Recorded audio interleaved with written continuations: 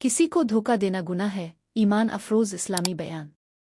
बिस्मिल्लाह अर्रहमान अर्रहीम।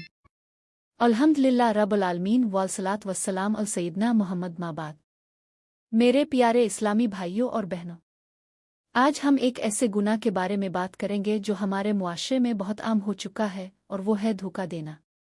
धोखा सिर्फ कारोबार में नहीं होता, बल्कि बातों में, वादों में, दोस्ती में, मोहब्बत में, रिश्तों में और लेन देन में भी होता है। इस्लाम सच्चाई का दीन है।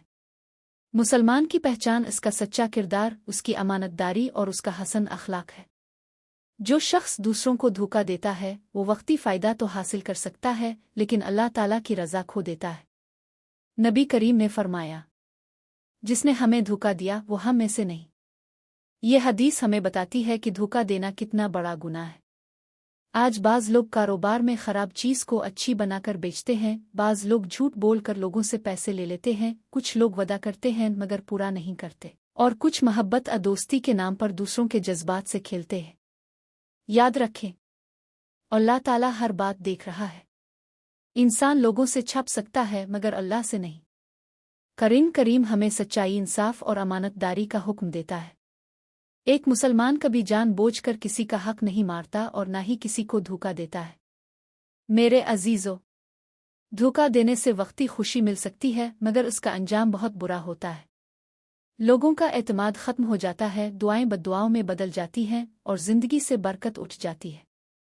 अगर किसी से गलती हो जाए, किसी का हक मार लिया हो या किसी को धोखा दिया हो, तो फ़ौरन अल्लाह ताला से सच्ची तौबा करें और जिसका हक है इसे वापस करें या इससे मुआफ़ी मांगें।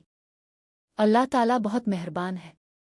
जो बंदा सच्चे दिल से तौबा करता है, अल्लाह इसकी तौबा कबूल फरमाता है।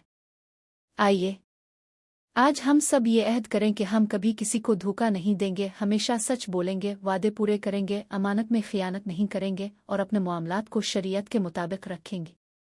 आखिर में दुआ है, ए अल्लाह, हमें सच बोलने वाला, अमानतदार, दियानतदार और अच्छे अखलाक वाला मुसलमान बना।